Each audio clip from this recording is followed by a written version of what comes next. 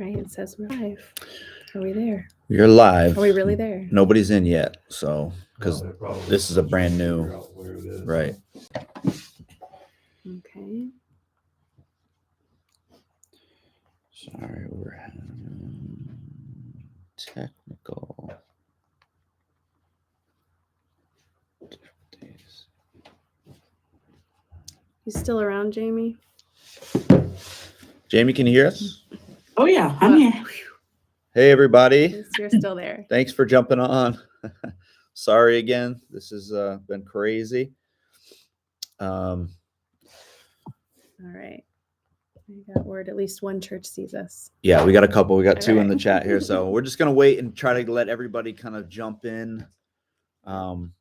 We will accommodate the schedule. We may have to eat into the lab time on session 1 here just to make it all work, but we'll do our best to figure it out. Yes. All right, Martine's in there. We see you.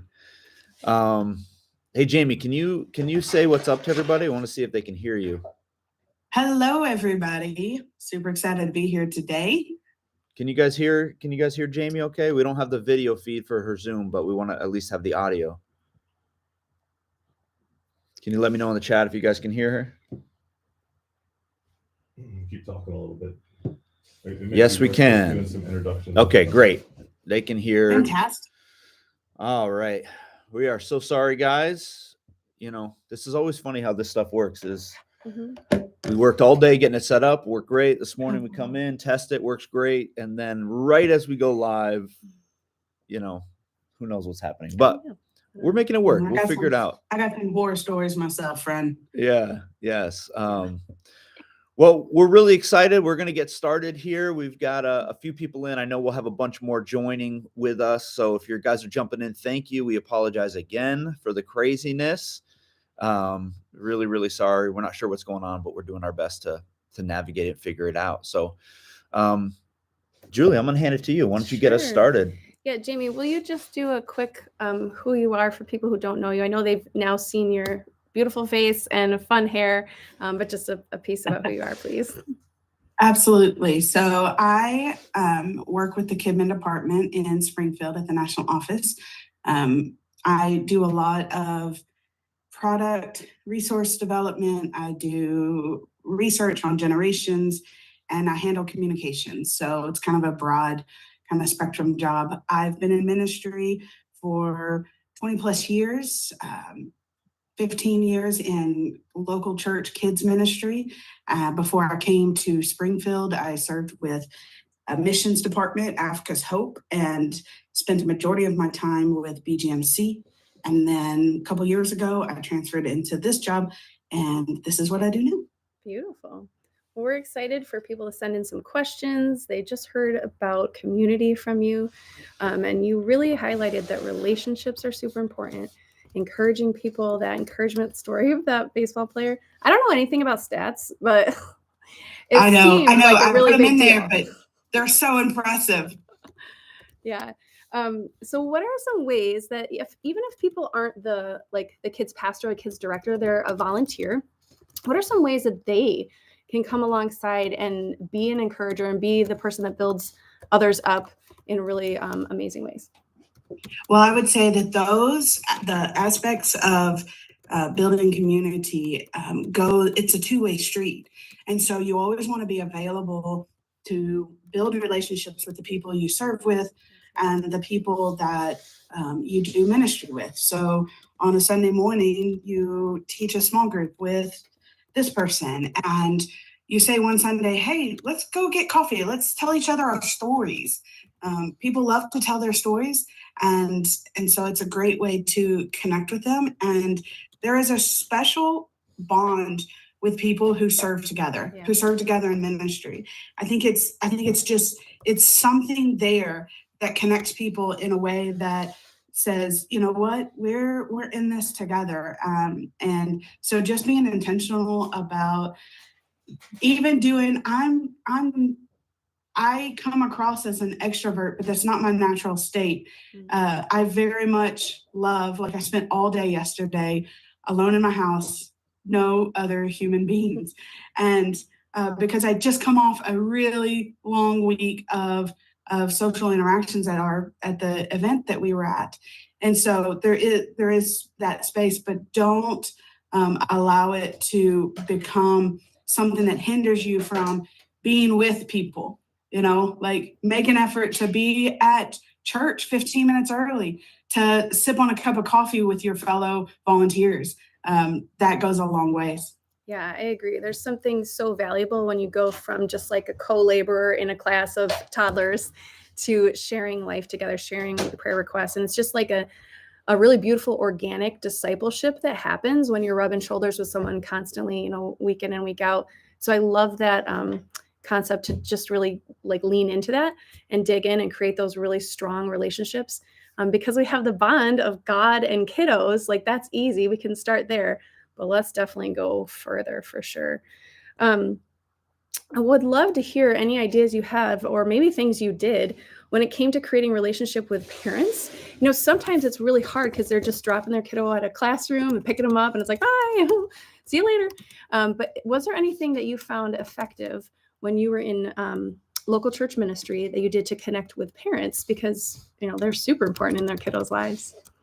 Absolutely. So one of the biggest things was being in a place on a Sunday morning as parents were dropping off that I had no other responsibility other than to connect with parents, because I found myself a year and a half into ministry in Michigan, and I didn't know the names of some of my parents, some of the parents of the kids in our kids ministry.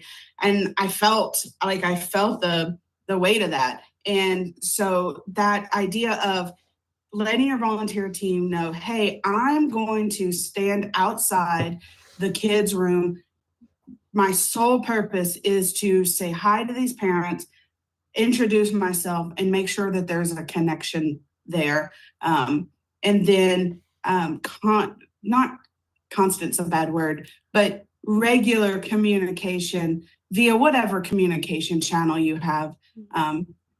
Just that intentionality goes a long ways. And in some instances, there are opportunities to build a community with your parents as well. You can absolutely get yourself into a burnout state, right? So you have to manage that. But your parents are such a crucial piece of discipleship with kids. And so an effort is worth it. Yeah, I agree. Sorry. That's awesome. No, yeah. A follow-up question for that, Jamie, is what would your recommendations be for people that are trying to connect with parents that are really disconnected from the church? I know in our church we've got parents that are maybe not even be believers, and they're kind of like okay with their kid being there because it's just an activity, Sure. but they're really any thoughts on that of connecting with parents who are kind of difficult to connect or difficult to pull in? Absolutely. So one of the biggest ways that I found was figuring out how to communicate with them about their kid. All right. So example, I used to film kids camp. We did a family camp. So it was kids camp, but it was run by all of the people in the church, like all the leadership in the church and stuff like that. And one of my goals was every single kid's face got on that video day one, every single kid's face. And so a great way to connect, I say that, it's not a direct correlation, but I say that because parents love to see their kids doing things. And a great way to connect with the parents, hey, I got a picture of your kid worshiping last Sunday, and I wanted to share that with you because it was amazing. Can I text that to you? Two things. You've made a connection with the parent. Wow. Second thing, you got their cell phone number. That's smart. I like it. And so use the kid, right? Use the kid as a way to say, here's our connection point. Your kid is our connection point. And we care about your kid, not as much as you do, but we sure do care about your kid. Oh, that's a great idea. That is a great idea. I love it. Love that. Because you're right. Every parent, loves their child so much. It's a little piece of them, obviously. So they probably would It's love to hear true. little updates and see good things about their kiddo. That's good. Yeah. Mm. And you know what? You're still going to get parents who are just uninterested, right? And for that, A, don't give up, but B, also don't be overbearing. Have a small note somewhere on your desk of parents who are difficult to connect with, and just once or twice a year, just attempt to reach out, especially if they're kids that continually come into your ministry. That way, it's not over, it's not too much, but at the same time, it's saying, hey, I'm not giving up on this. I'm going to continue to attempt to make a connection here with this parent. Yeah, that's good. I'll tell you one quick story. We had this little boy who came to our church. His mother dropped him off, never came in, dropped him off, and never had much contact with her. She didn't come to church. Sometimes she'd even sit in the parking lot. She'd sit in the parking lot during church. And we did a bike-a-thon for BGMC. Well, come to find out, their family loves to bike. They had a little 3-year-old who was on a bicycle, no training wheels, hopping off the curb of the church. And what it was a connection point, because we all went nuts over this 3-year-old popping these wheelies off the curb of the church, right? And it was a connection point with her. And it wasn't some, great turnaround or whatever, but it offered a connection point. And so it was one of those, oh, hey, here's a moment. Here's a connection point, a common thread with this person. And that's what you're trying to find, to grab a hold of, so that you can bring them into the fold of discipleship with their kid. Yeah, that's good. I know too, sometimes early on in my ministry, I would get way too self-important and think well, I've got the answers for this, and I really neglected that parent relationship and the value of engaging that parent into kid. It was I finally realized oh, duh, you should involve the parent in this, because they're the 100. ones that are with their kiddos day in and day out. And so getting them to come alongside you is of utmost importance. And so just an encouragement or a challenge to people who maybe thought I've got this, I know how to disciple these kids. Let's just remember that the parents are the experts on their own children. Yes. And so if we can partner with them and bring them alongside us, man, just imagine the impact and the beauty of that too. I love that kiddos can now see me connecting with their parents, and they see oh, there's a little united front happening here. And it's valuable, right? And for some behavioral stuff too, of course, but also the discipleship of their precious hearts. So Yes. The research supports that parents, culture wants to tell us that parents are not the number one influences in a kid's life.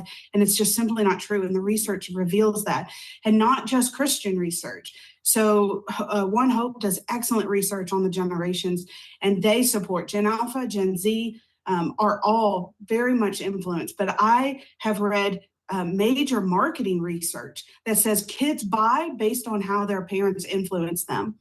They're making purchases. The way that they spend money is influenced by their parents, and it's the number one influencer. And so Julie, you're absolutely correct. We have to keep that in mind, that our parents are number one. Awesome. All right, Jamie, we had a question come in from one of our viewers. This is from Jillian. She said, what are ways that you care for the kids of the kids' church leaders, especially maybe before service? So the workers or leaders in your kids ministry who also have kids, right. How do we care for them? At the same time. Yeah. 100. So we approach this in a very practical way. And that is we had a space where kids of leaders who had to be there early could come and hang out. And it was specifically for them. So we had different setups, they could draw, or they could build with Legos or something like that. But it also included a space for them to get food, because food's a great motivator for kids. And ultimately, you want the volunteer not to have to not to have to beg and prod their kid to come with them because they have to be there early to serve. And so we had donuts. We made donuts, and kids of volunteers were welcomed into that space. We usually had packs of like Capri Sun or Sunny, whatever, for them to have, just to know, here's the space for you until it's time for you to go into your individual classes.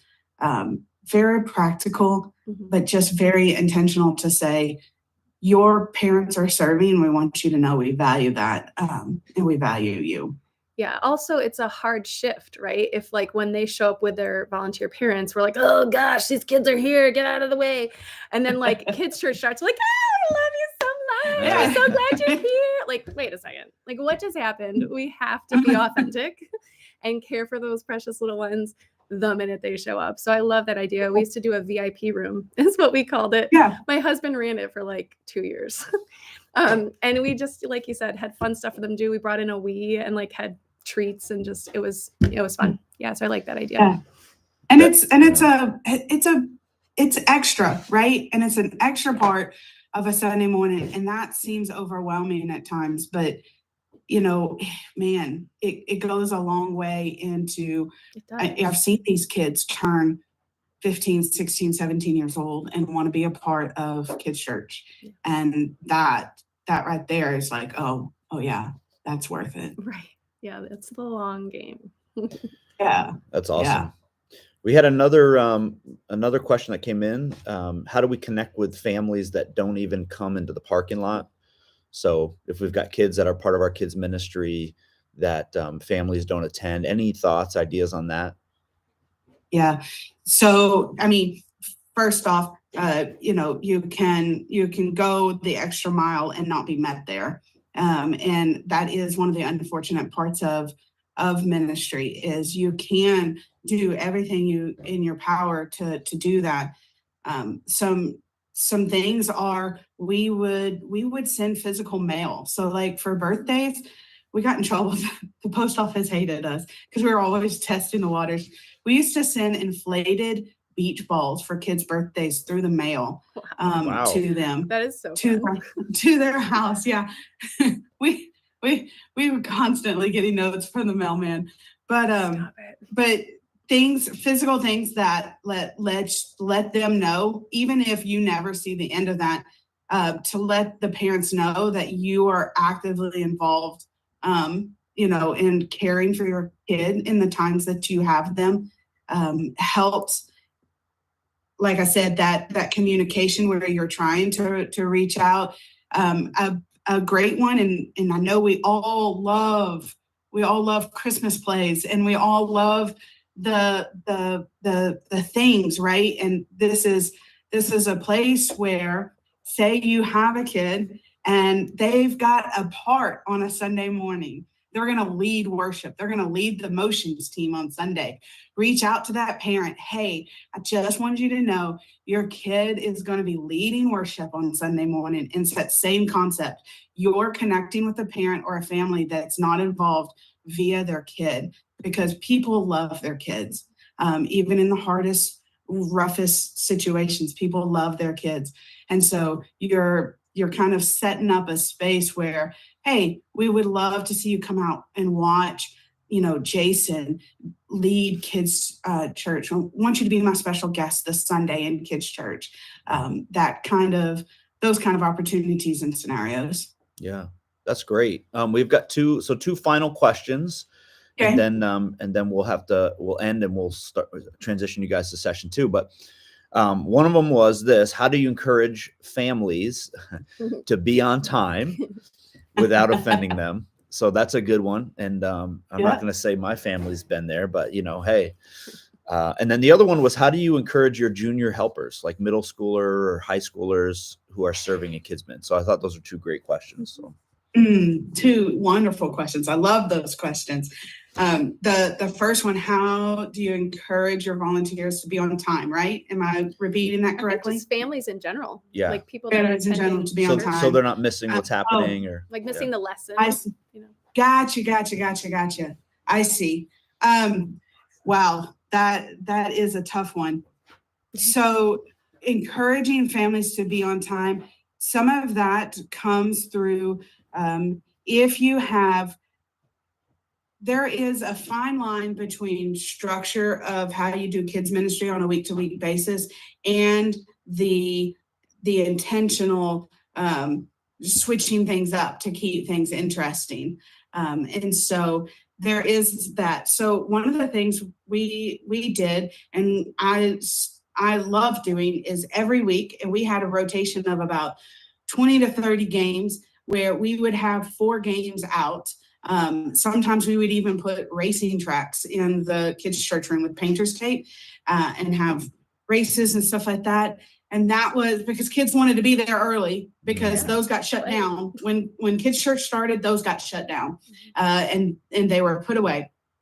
And so we would find that the room was filling up because they were coming in to play the game. So we called them pre-service game, right? Simple and all that. And it's a great way because ultimately, if the kid wants to be there early, the family will be there early, right? Most of your late, and it's a point to remember. Most of the time when you're late, parents are having a hard time getting their kids up.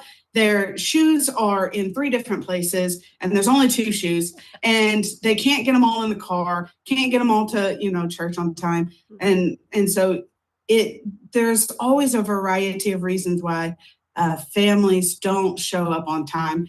And so just create an environment where you're encouraging kids. And a big thing of that is involving kids in what's happening. Hey, I need you to really know how to play Happy Salmon this Sunday because I need you to kind of stand over the game and help people who don't know how to play. And that's again, you're not only are you encouraging that kid and their family to be there on time, but you're also giving them an opportunity to serve in ministry, which is a part of discipleship, right? It's a kind of a full circle moment. Yeah. In regards to our volunteers, we fed them. We fed them and provided them with caffeine, whatever their preference was, and that goes a long way. It goes a long way. It's a nice simple. And the way to second show question was, you asked about encouraging your junior leaders. Come again? How to encourage our junior leaders. So if you got middle Yes. schoolers or high schoolers helping out. Yeah. Yes. So we trust them. So one of the things I always loved to do was get middle school boys are great for the sound booth. And I know that sounds like you're insane. That would never work. But when you and here's a scenario. I have a middle schooler. His name's Joe, and I've trained him in the sound booth.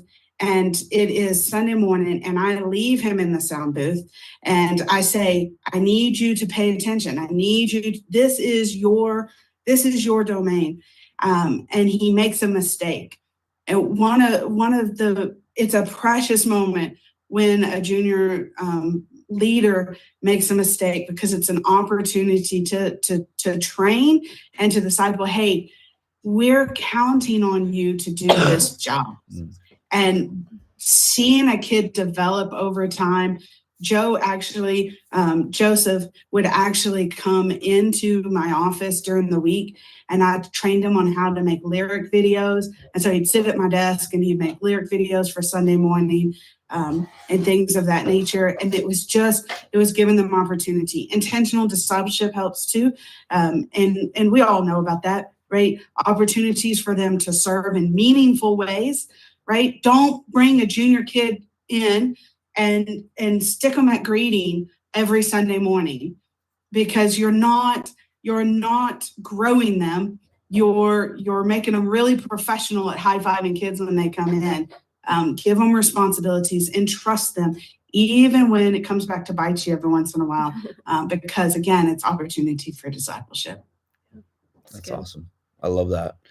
Jamie, thank you so much. We're looking forward to hearing and learning more from you. Some amazing, even practical tips Yep. that So helpful. really, really helpful. But right now they get to talk as a group, right? So Yes. as a Kidmin group at your church, start talking about some of these things that you have watched and now heard and how they can apply right to your own local church. Yeah. So what we're going to do, guys, is we're going to transition. Now you have your lab session time. So everybody in your booklets, your team worker booklets and team leader guides, you have some discussion questions that are guide for you in your discussion. You can certainly go off of that and use that. After that, you're going to have a little break, and then you will start at 10:30. You're going to watch session 2 video by Jamie, and then we will be back here for our next live stream at 10:45. So if you just come right back onto the Better Student Ministry channel, you'll see a live Kidmin session 2. Click on that and you can join us. Just as a way of reminder, because we've had a few questions come in, all of the recorded videos by Jamie are in the Google Drive link, and then the live stream sessions will all be here, and your schedule is in that booklet as well. So right now we're going to dismiss you guys, go and have a great lab session, great discussion.